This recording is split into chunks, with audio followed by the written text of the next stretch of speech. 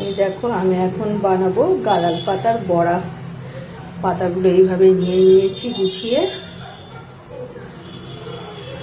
এখানে ব্যাটারটা করে নিয়েছি, তেল গরম বসিয়েছি।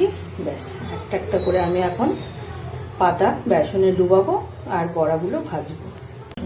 পাতাগুলো আমি এইভাবে নিয়ে নিয়েছি, এখানে আমি 3-4টে করে পাতা নিয়েছি। ব্যাস এগুলো এবার এইভাবে ডুবাবো।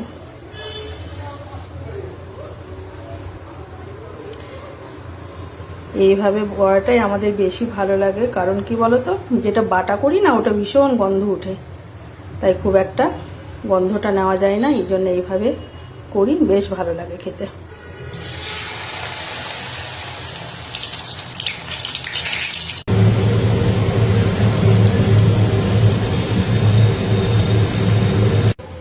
এই দেখো আমার গাঁদাল পাতার বড়া ভাজা রেডি। আমরা তো এইভাবেই বানাই, তবে হ্যাঁ কখনো কখনো পাতাটা বেটেও বানাই। কেমন হয়েছে জানাবে। আর তোমরা কি কেমনভাবে গাঁদাল পাতার বড়া খাও অবশ্যই কমেন্টে জানিও।